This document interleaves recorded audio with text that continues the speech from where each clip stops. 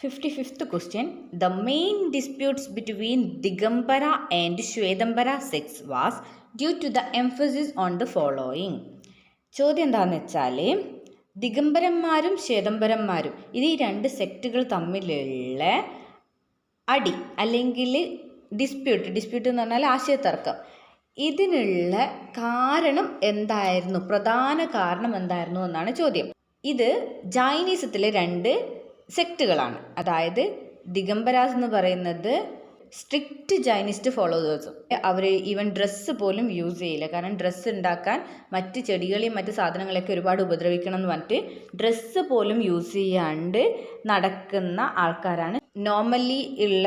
പക്ഷേ Jainism follow ചെയ്യുന്ന കുറച്ച് ആൾക്കാരും. ശ്വേതംബരന്മാരെന്ന് പറയുന്നത് ജൈൻ തീർത്ഥങ്കരന്മാരെ ആരാധിച്ചാൽ എങ്ങനെയുണ്ടാവും, നോർമലി ആൾക്കാരെ പോലെ തന്നെ ഈ ജൈൻ തീർത്ഥങ്കരന്മാരെയൊക്കെ ആരാധിച്ച് വിശ്വസിച്ച് അങ്ങനെ ഒരു റിലീജിയൻ ടൈപ്പായിട്ട് തന്നെ കൊണ്ടു നടക്കുന്നവർ.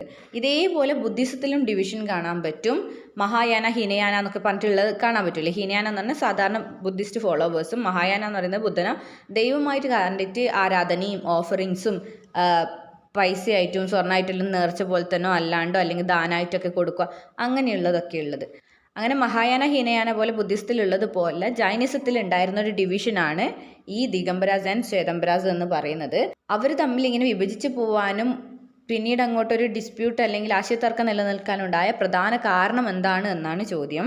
ഉത്തരം option A, discipline and hard life എന്നാണ്. അതായത് ജൈനിസ്റ്റ് ഫോളോവേഴ്സ് വന്ന് വല്ലാണ്ട് ഹാർഡായിട്ട് അവരുടെ രീതികളും മറ്റും ഫോളോ ചെയ്യാൻ തുടങ്ങിയപ്പോൾ അങ്ങനെ സ്ട്രിക്റ്റ് ആയിട്ട് പോകാൻ പറ്റില്ല, കുറച്ചൊക്കെ സ്ട്രിക്റ്റ് ആയിട്ടും ജൈൻ ഫോളോയിങ് ആയിട്ടും മുന്നോട്ട് പോവാം, ബാക്കിയൊക്കെ നോർമൽ ലൈഫ് പോലെ പോവാം എന്നുള്ള രീതിയിൽ ചിന്തിച്ചവർ ശ്വേതംബരാസായി, അല്ലാത്തവർ ദിഗംബരാസായി. അങ്ങനെയാണ് അതിൻ്റെ ഡിവിഷൻ വരുന്നത്. നോൺ വയലൻസും പയസ് ലിവിങ്ങും ട്രൂത്തും ഒക്കെ അവരുടെ ഒരു ഭാഗമായിരുന്നെങ്കിൽ പോലും അത് വന്ന് ഭയങ്കര ഹാർഡായപ്പോൾ, ഹാർഡ് എന്നൊക്കെ പറഞ്ഞാൽ ചെടിവിനെ പോലും ഉപദ്രവിക്കാൻ പാടില്ല. ജൈനിസ്റ്റുകൾ റൂട്ട് പ്ലാന്റ്സ് ഇല്ലേ, അതായത് കിഴങ്ങ് വർഗ്ഗങ്ങളിൽ ഉണ്ടാവില്ലേ, അത്തരം കിഴങ്ങ് വർഗ്ഗങ്ങൾ, ഉരുളക്കിഴങ്ങ്, ബീട്രൂട്ട്, അത്തരം സാധനങ്ങളൊന്നും കഴിക്കാണ്ടിരിക്കുക. അതായത് ചെടി വലിച്ചു പിടിക്കുമ്പോൾ ചെടീനെ കൊല്ലുവാണ്, അതിനടിയിലുള്ള മറ്റ് ജീവികളെ ഉപദ്രവിക്കുകയാണ് എന്നൊക്കെ പറഞ്ഞിട്ട് അതൊന്നും തിന്നാണ്ടിരിക്കുക. അങ്ങനെ എന്തൊക്കെയോ പ്രാക്ടീസുകൾ വന്ന് അതൊന്നും ഫോളോ ചെയ്യാൻ മനുഷ്യന്മാർക്ക് പറ്റാണ്ടായപ്പോൾ ഇവരിൽ ചിലർ അങ്ങനെ അത്ര ഡീപ്പായിട്ടൊന്നും വേണ്ട, ജൈനിസം ഫോളോ ചെയ്യുക, ഒരു മിനിമൽ ലെവലിൽ അതിൻ്റെ ഐഡിയാസും നോൺ വയലൻസ് എല്ലാം കീപ്പ് ചെയ്യുക എന്നുള്ള തരത്തിലേക്കും, പിന്നെ ഒരു ആരാധന പോലെ മഹാവീരനൊക്കെ ആരാധിക്കുക, ദൈവമായിട്ട് കാണുക, അത്തരം ചിന്താഗതികളിലേക്ക് മാറി. അങ്ങനെയാണ് ഇത്തരം ദിഗംബര ശ്വേതംബര എന്ന് പറയുന്ന ഈ സ്പ്ലിറ്റ് വരുന്നത്. അതാണ് പറഞ്ഞത് ഡിസിപ്ലിൻ ആൻഡ് ഹാർഡ് ലൈഫാണ് ഇവരെ തമ്മിൽ പിരിക്കാനുണ്ടായ കാരണം എന്ന് പറഞ്ഞത്. അടുത്ത ചോദ്യം 56ാമത്തെ ചോദ്യം, 56th question. Which of the following pair is not correctly matched? Again match the pair, അതിൽ നോട്ട് കറക്റ്റാണ് പറഞ്ഞിട്ടുള്ളത്. അശോകൻ പില്ലറും ആനിമൽ ഓൺ ദ ക്യാപിറ്റലും. അശോകൻ്റെ എഡിക്ട്സും ഐഡിയാസും പ്രൊപ്പഗേറ്റ് ചെയ്ത പില്ലേഴ്സിലൊക്കെയും എന്തെങ്കിലും തരത്തിലുള്ള സിമ്പിൾസ് വെക്കുക, അതിൻ്റെ ഹെഡിൽ ഏതെങ്കിലും ഐഡിയാസ് വരുന്ന വിധത്തിൽ എന്തെങ്കിലും സ്റ്റാച്യൂസ് പോലെ ഉണ്ടാക്കി വെക്കുക, അങ്ങനെയൊക്കെ ചെയ്യാറുണ്ടായിരുന്നു. അത് പെട്ടെന്ന് മനസ്സിലാവാൻ പറയാൻ പറ്റുന്നത് ഏറ്റവും പ്രധാനപ്പെട്ടതും ഇന്ത്യക്ക് വേണ്ടിയിട്ട് സിമ്പിളായിട്ട് എടുത്ത അശോക സ്തംഭം, അതൊരു അശോകൻ പില്ലറിൻ്റെ മുകളിൽ നിന്ന് എടുത്തൊരു 4 സിംഹം നിൽക്കുന്നൊരു സ്തംഭമാണ്. അതുപോലെ പലതും പലയിടത്തെയും ഉണ്ടാക്കി വെച്ചിട്ടുണ്ട് എന്നാണ് പറഞ്ഞത്. അതിലേതൊക്കെയാണെന്നും അതിലുള്ള മൃഗങ്ങൾ ഏതൊക്കെയാണെന്നും ആണ് പേര് കൊടുത്തിട്ടുള്ളത്. അതിൽ മാച്ച് അല്ലാത്ത പേർ ഏതാണെന്ന് ചോദ്യം. ഓപ്ഷൻസ് നോക്കാം.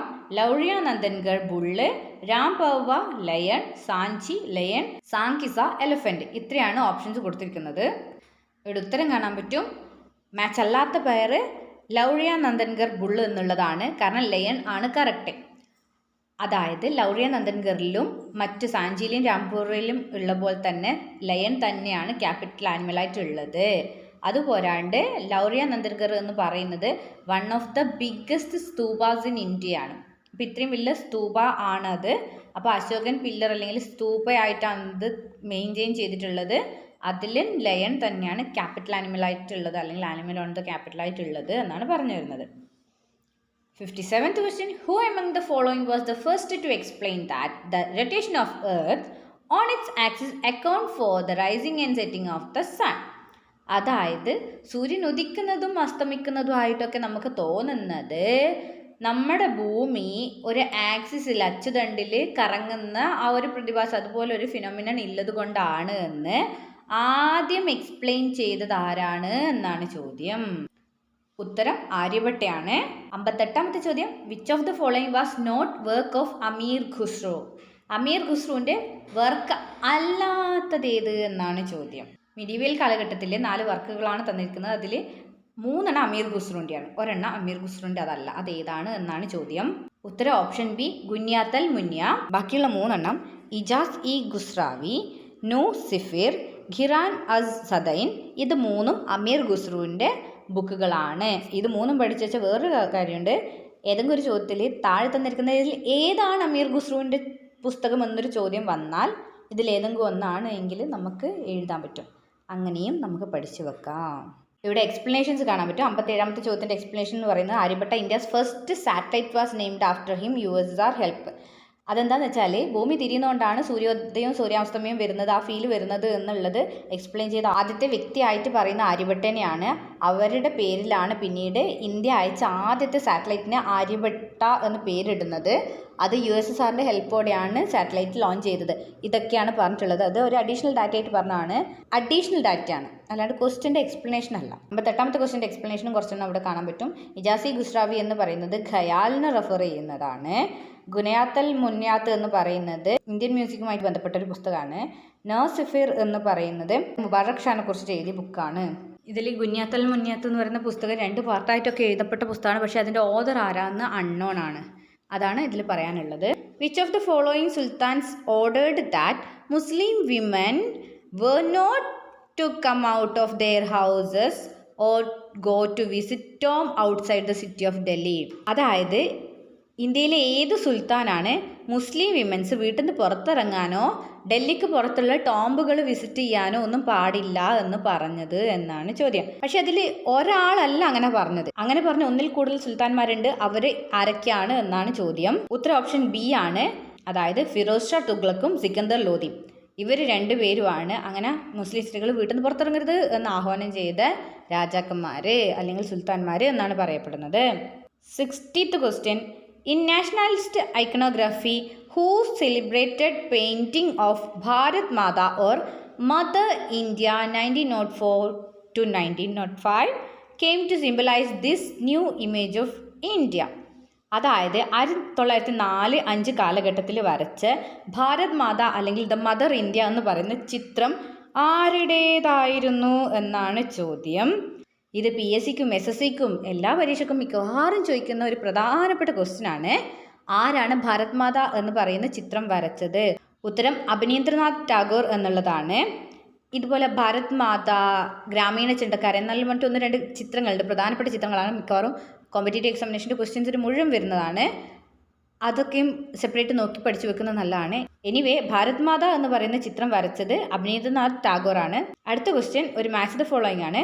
61 match list 1 with list 2 and choose the correct answer from the code given below. ഇത് കുറച്ചുകൂടി മാച്ച് ദ ഫോളോയിങ്ങിലും കുറച്ചുകൂടി ടഫായിട്ടുള്ള, ചില സമയത്ത് ഭയങ്കര ഈസി ആവാൻ സാധ്യതയുള്ളത്. അതായത് ഏതെങ്കിലും ഒരു പെയർ കിട്ടിയാൽ തന്നെ നമുക്ക് ഉത്തരം കിട്ടാൻ സാധ്യതയുള്ള തരം ക്വസ്റ്റ്യൻ ആണ്. ഒരു ക്വസ്റ്റ്യൻ എങ്ങാണ്ട് നമ്മൾ ഈ ടൈപ്പിൽ നമ്മൾ മുന്നേ നോക്കിയിട്ടുണ്ട്. ഏതായാലും നമുക്ക് നോക്കാം. അതായത് ഇന്ത്യയിൽ നാഷണലിസ്റ്റ് ഐഡിയോളജിയിൽ പ്രൊപ്പഗേറ്റ് ചെയ്ത വിമൻ ഗ്രൂപ്പിലെ കുറച്ച് ആൾക്കാരുടെ പേരും പിന്നെ അവരുടെ മെയിൻ ആക്ടിവിറ്റീസുമാണ് പറഞ്ഞിട്ടുള്ളത്. സരോജിനി നായിഡു, ഉഷ മേത്ത, അരുണ ആസിഫ് അലി, ഡോക്ടർ ലക്ഷ്മി സ്വാമിനാഥൻ. ഈ 4 പേരാണുള്ളത്. റൈറ്റ് സൈഡിൽ a leader of the underground movement joined Azad Hind Fauj, led salt Satyagraha at Dharasana. 4th one operated secret radio during quit India movement. നമ്മൾ നേരത്തെ പറഞ്ഞ പോലെ നോട്ട് കറക്റ്റ്ലി മാച്ച്ഡ് എന്നൊക്കെ പറയുന്ന ചോദ്യം പോലെ direct Sarojini Naidu A leader of underground movement അങ്ങനെ നമുക്ക് വായിക്കാൻ പറ്റില്ല. കാരണം ഇത് 2 സെറ്റാണ്. അപ്പോൾ നമ്മൾ ഈ ക്വസ്റ്റ്യൻ ഹാൻഡിൽ ചെയ്യുമ്പോൾ ഇങ്ങനെ സെപ്പറേറ്റ് ആയിട്ട് തന്നെ നമ്മൾ വായിക്കുക. എന്നിട്ടാകുമ്പോൾ അതിന് ഓപ്ഷൻസ് കണ്ടുപിടിക്കാം. അതാണ് ചെയ്യേണ്ടത്. ഇതിൽ എല്ലാവരും ഭയങ്കര ഫേമസ് ആയിട്ടുള്ള ആൾക്കാർ കൂടിയാണ്. പക്ഷേ ഇത് നമ്മൾ ഹാൻഡിൽ ചെയ്യുമ്പോൾ എങ്ങനെയാണെന്ന് വെച്ചാൽ സരോജിനി നായിഡു നമുക്ക് കേട്ട് പരിചയമുണ്ട്. ഉഷ മേത്ത, അരുണ ആസിഫ് അലി വലിയ പരിചയമില്ലായിരിക്കും. ഡോക്ടർ ലക്ഷ്മി സ്വാമിനാഥൻ ഈ പേര് നമ്മൾ ഈ ക്വസ്റ്റ്യൻ സീരീസിൻ്റെ മുന്നേ ഉള്ളൊരു ക്വസ്റ്റ്യനിൽ അഥവാ അമ്മു സ്വാമിനാഥൻ്റെ ക്വസ്റ്റ്യനിൽ നമ്മൾ ഡിസ്കസ് ചെയ്തിട്ടുള്ള ഒരു പേര് കൂടിയാണ്. അതായത് ഹോൾ സെറ്റ് കണ്ടവർക്ക് അത് മനസ്സിലാവും. അമ്മു സ്വാമിനാഥൻ്റെ മകളായിരുന്നു ഡോക്ടർ ലക്ഷ്മി സ്വാമിനാഥൻ അഥവാ ലക്ഷ്മി സൈഗാൾ എന്ന് പറയുന്ന വ്യക്തി എന്ന് പറഞ്ഞിട്ടുണ്ടായിരുന്നു.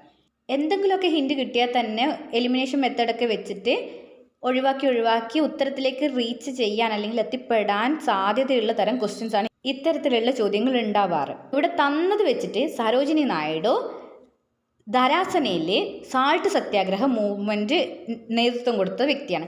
മഹാത്മാഗാന്ധി ദണ്ഡി യാത്ര, സോൾട്ട് സത്യാഗ്രഹ അതൊക്കെ നടത്തുന്ന സമയത്ത് നമ്മൾ പയ്യന്നൂരൊക്കെ കേളപ്പൻ്റെ നേതൃത്വത്തിൽ ഉപ്പ് സത്യാഗ്രഹം അങ്ങനെ നമ്മൾ പഠിച്ചിട്ടില്ലേ, അത്തരത്തിലുള്ളതൊക്കെ ഉണ്ടായിട്ടില്ല. അതുപോലെ ഒരുപാട് സ്ഥലത്ത് അത്തരം മൂവ്മെൻറ്റ്സ് നടക്കുന്നുണ്ട്. അങ്ങനെ ധരാസനയിൽ സോൾട്ട് സത്യാഗ്രഹಕ್ಕೆ നേതൃത്വം കൊടുത്ത വ്യക്തിയാണ് സരോജിനി നായിഡു. അപ്പോൾ A3 എന്നുള്ള ഓപ്ഷനാണ് വരിക.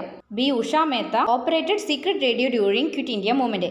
ക്വിറ്റ് ഇന്ത്യ മൂവ്മെൻറ്റിൻ്റെ സമയത്ത് സീക്രട്ട് റേഡിയോ ഓപ്പറേഷൻ നടത്തിയതിൻ്റെ പേരിൽ പ്രശസ്തയായ ഒരു വ്യക്തിയാണ് ഉഷ മേത്ത. ഇതും ഈ കോമ്പറ്റേറ്റീവ് എക്സാമിനേഷൻ്റെ ഏറ്റവും പ്രധാനപ്പെട്ട നല്ലൊരു ഇഷ്ടപ്പെട്ട ചോദ്യങ്ങളിൽ ഒരെണ്ണമാണ്. Secret radio operation quit India movement സമയത്ത് നടത്തിയ വ്യക്തി ആരെ? ഉഷ മേത്ത. അങ്ങനെ തിരിച്ചും മറിച്ചൊക്കെ ചോദിക്കുന്ന ഒരു ചോദ്യമാണ്. അങ്ങനെ Aruna Asaf Ali, a leader of the underground movement. INCൻ്റെ ഒരു ഹിസ്റ്ററി അല്ലെങ്കിൽ പേഴ്സൺസ് വ്യക്തികളെല്ലാം എടുത്തു നോക്കുമ്പോൾ അരുണ ആസിഫ് അലി എന്ന് പറയുന്ന പേര് വളരെ പ്രധാനപ്പെട്ടതാണ്. അവർ അണ്ടർഗ്രൗണ്ട് മൂവ്മെൻറ്റിൻ്റെ ലീഡർ കൂടിയായിരുന്നു. അന്നത്തെ കാലത്ത് അത്രയും സ്ട്രോങ് ആയിട്ടുള്ള വിമൻ നമ്മളെപ്പോഴും വളരെ ബഹുമാനത്തോടെ കാണുകയും ഇപ്പോഴും ചെരിഷ് ചെയ്യുകയും ചെയ്യേണ്ട ഒരു വ്യക്തികളാണ്. കാരണം അന്നത്തെ ഒരു സാഹചര്യവും അപ്പോഴത്തെ ഒരു സാമൂഹ്യ പശ്ചാത്തലം എല്ലാം വെച്ച് നോക്കുമ്പോൾ അതിനൊക്കെ ഇറങ്ങി പുറപ്പെടാൻ പറ്റുക എന്ന് പറയുന്നത് തന്നെ വലിയ കാര്യമാണ്. അവരെന്ത് ചെയ്തു എന്നുള്ളത് അതിലും വലിയ കാര്യമാണ്. നമ്മൾ കൂട്ടത്തിൽ ചിലരിനെ ഫ്രീഡം എന്നൊക്കെ പറഞ്ഞിട്ട് ദുരുപയോഗം ചെയ്യുകയൊക്കെ ചെയ്യുമ്പോൾ ഇവരെത്രത്തോളം ഫൈറ്റ് ചെയ്തിട്ടാണ് നമുക്കതൊരു കൊളോണിയലിസത്തിൽ നിന്നും അത് മാറ്റിയിട്ട് ഇപ്പം ഇന്ത്യ എന്ന് പറയുന്ന തരത്തിലേക്ക് നമുക്കൊരു സ്വതന്ത്ര രാഷ്ട്രം ഉണ്ടാക്കി തന്നതെന്നുള്ളതൊക്കെ ഓർക്കാനൊക്കെ ഇത്തരം കാര്യങ്ങൾ പഠിക്കുന്നതിനെ കൊണ്ട് എപ്പോഴും ഉപകാരപ്പെടും. എനിവേ അടുത്ത ബാക്കിയുള്ളത് ഡോക്ടർ ലക്ഷ്മി സ്വാമിനാഥനാണ്. അവർ ജോയിൻറ്റ് ആസാദ് ഹിന്ദ് ഫൗസ് എന്ന് പറയുന്നത്. ആസാദ് ഹിന്ദ് ഫൗസിലേക്ക് ജോയിൻ ചെയ്ത വ്യക്തിയാണ് എന്നാണ് പറയുന്നത്. അവിടെ ഉത്തരം കാണാൻ പറ്റും, ഓപ്ഷൻ ബി അതാണ് അതിൻ്റെ കറക്റ്റ് ആൻസർ ആയിട്ട് വരുന്നത്. ഇങ്ങനെ മാച്ച് ചെയ്ത് വരുമ്പോൾ A3, B4, C1, D2 അങ്ങനെ ഓപ്ഷൻ ബി എന്നുള്ള ഉത്തരത്തിലേക്ക് നമുക്ക് എത്താൻ പറ്റും. ഈ ചോദ്യം പെട്ടെന്ന് ഹാൻഡിൽ ചെയ്യുന്ന മറ്റൊരു ടെക്നിക്ക് എന്ന് വെച്ചാൽ ഇപ്പോൾ ഡോക്ടർ ലക്ഷ്മി സ്വാമിനാഥൻ എന്ന് പറയുന്നത് ആസാദ് ഹിന്ദ് ഫൗസിൽ ജോയിൻ ചെയ്ത ലീഡറാണ് എന്നും ബാക്കിയുള്ളവരാരും അതിൽ ജോയിൻ ചെയ്തിട്ടില്ല എന്നുള്ളതും ആ ഒരു സാധനം നമുക്ക് അത്രയും ഉറപ്പുണ്ട് എന്ന് വിചാരിക്കാം. അങ്ങനെ അത്രയും ഉറപ്പുണ്ടെങ്കിൽ അങ്ങനെ ഒരു ഓപ്ഷൻ ബി മാത്രമേ ഉള്ളൂ. അപ്പം നമുക്ക് എങ്ങനെ പോയാലും ആ ഉത്തരം നമുക്ക് മാർക്ക് ചെയ്യാൻ പറ്റും. ബാക്കി ഒന്നും അറിയില്ലെങ്കിൽ ആ ഒറ്റ പോയിന്റ് അറിയെങ്കിൽ നമുക്ക് മാർക്ക് ചെയ്യാൻ പറ്റും. അപ്പോൾ ഇത്തരത്തിലുള്ള ഹിൻറ്റും ചിലപ്പോൾ ആ ക്വസ്റ്റ്യനിൽ ഉണ്ടാവും. ക്വസ്റ്റ്യൻ മനസ്സിരുത്തി വായിച്ചാൽ തന്നെ ചിലപ്പോൾ ഉത്തരം കിട്ടി എന്നിരിക്കും എന്നാണ് പറഞ്ഞത്. ആ പറഞ്ഞ 2 സെക്കൻഡ് ഐഡിയ എന്ന് പറയുന്നത് നമ്മളൊരു ചോദ്യം പഠിച്ച് ഉത്തരം കണ്ടുപിടിച്ച് എഴുതുന്നത് മാത്രമല്ല കോമ്പറ്റേറ്റീവ് എക്സാമിനേഷൻ്റെ പ്രത്യേകത. എങ്ങനെയാണ് നമ്മൾ ആൻസേഴ്സ് കണ്ടുപിടിക്കേണ്ടത്? മുഴുവൻ കാര്യം പഠിച്ചിട്ടല്ല നമ്മളൊരു പരീക്ഷയ്ക്ക് പോകാം. പഠിക്കാൻ പറ്റുന്നത്ര പഠിക്കും എന്നുള്ളത് ശരിയാണ്, പക്ഷേ എവിടെ നിന്ന് ചോദിക്കും നമുക്ക് പറയാൻ പറ്റില്ലല്ലോ.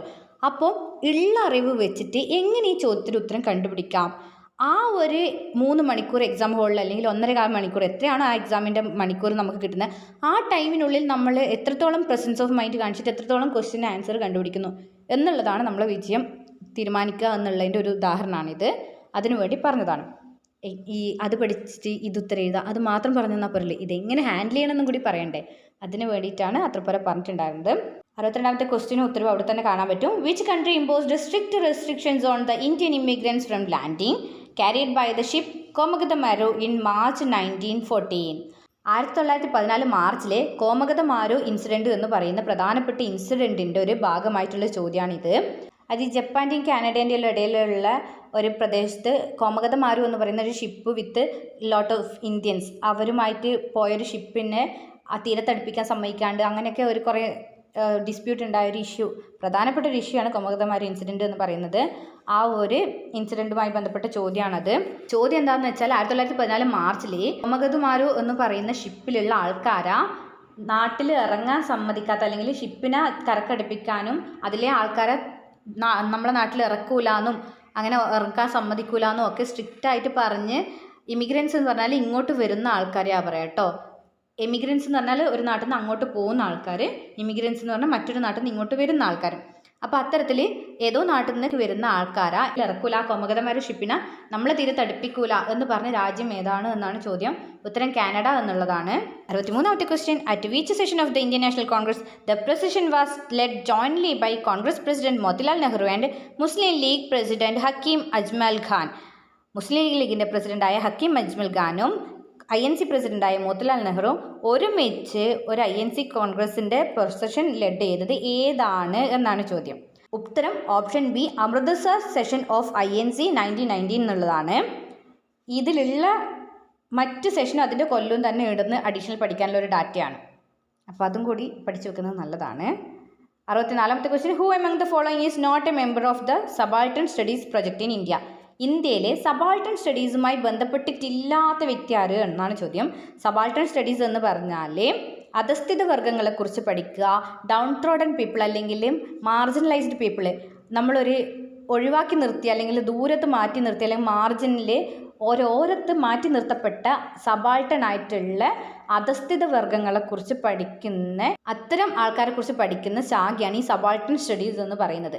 അത്തരം സ്റ്റഡീസ് നടത്തിയ വ്യക്തികളിൽ പെടാത്തതാര് എന്നാണ് ചോദ്യം. ഉത്തരം രാമചന്ദ്ര ഗുഹ എന്നുള്ളതാണ്. തെറ്റിദ്ധരിച്ചു പോകരുത്, രണജിത്ത് ഗുഹ എന്നുള്ള മറ്റു വേറെ ആൾക്കാരുണ്ട്, അവരല്ല. ഇത് രാമചന്ദ്ര ഗുഹ എന്ന് പറഞ്ഞിട്ടുള്ള വ്യക്തിയാണ്. ബാക്കിയുള്ള ഷഹീദ് അമീൻ, ദീപേഷ് ചക്രവർത്തി, ഗായത്രി ചക്രവർത്തി ഇവരൊക്കെയും സബാൾട്ടൺ സ്റ്റഡീസുമായി ബന്ധപ്പെട്ടിട്ടുള്ള ആൾക്കാർ തന്നെയാണ്. സബാൾട്ടൺ സ്റ്റഡീസ് എന്ന് പറഞ്ഞിട്ട് പഠിക്കാൻ തന്നെ ഒരു 4-5 ആൾക്കാരേ ഉള്ളൂ. അപ്പോൾ അതിൽ തന്നെ പ്രൊമിനൻ്റ് ആൾക്കാർ കൂടിയാണ് ഇവർ 3 പേരും. ഇവിടെ ഉത്തരം കാണാൻ പറ്റും. അതിൽ അഡീഷണൽ പോയിന്റ് വന്നിട്ടുള്ളത് ഷാഹിദ് അമീൻ്റെ ബുക്കാണ് ഗാന്ധിയാസ് മഹാത്മ എന്ന് പറയുന്ന പുസ്തകവും ഗായത്രി ചക്രവർത്തിൻ്റെ കാൻ സബാൾട്ടൺ സ്പീക്ക് എന്ന് പറയുന്ന ഒരു പുസ്തകം. ഇത് രണ്ടും എഴുതിയതും അവരുടെ ഓതേഴ്സും എന്നുള്ളൊരു കണക്ഷനിലാണ് അഡീഷണൽ ഡാറ്റ കൊടുത്തിരിക്കുന്നത്. 63ാമത്തെ ക്വസ്റ്റ്യൻ്റെ എക്സ്പ്ലനേഷനും അവിടെ കാണാൻ പറ്റും. അതെന്ന് പറയുന്നത് അമൃത്സർ സെഷൻ 1919 എന്ന് പറയുന്നത് ജാലിയൻ വാലാബാഗ് കൂട്ടക്കൊലയ്ക്ക് ശേഷം വൈസ്രോയ് ചെംസ്ഫോർഡിനെ ഇന്ത്യയിൽ നിന്നും വിത്ഡ്രോ ചെയ്യാനുള്ള അല്ലെങ്കിൽ അവിടുന്ന് ഒഴിവാക്കാനുള്ള അല്ലെങ്കിൽ ഇന്ത്യയിൽ നിന്ന് മാറ്റാനുള്ള അപേക്ഷ ബ്രിട്ടീഷുകാരോട് ചോദിക്കാനുള്ള ഒരു പ്രമേയം തയ്യാറാക്കിയ ഒരു സെഷനാണ് അമൃത്സർ സെഷൻ എന്ന് പറയുന്നത്. ഇത്രയാണ് ഈ ഒരു സെറ്റ് ക്വസ്റ്റ്യൻ ഉള്ളത്. ക്വസ്റ്റ്യനും എക്സ്പ്ലനേഷനുമാണ് തന്നിട്ടുള്ളത്. അപ്പോൾ 2 ക്വസ്റ്റ്യനും അതിൻ്റെ 2ൻ്റെ എക്സ്പ്ലനേഷനുമാണ് നമ്മൾ ഡിസ്കസ് ചെയ്യുന്നത്. ഏതാണ് കറക്റ്റ് നോക്കിയിട്ട് പഠിക്കണം. കാരണം മിക്സായി ഒന്നിൻ്റെ ഉത്തരം മറ്റേതുമായിട്ടും മറ്റേതിൻ്റെ ഉത്തരം ഒന്നുമായിട്ടൊന്നും മിക്സായി പോകരുത്.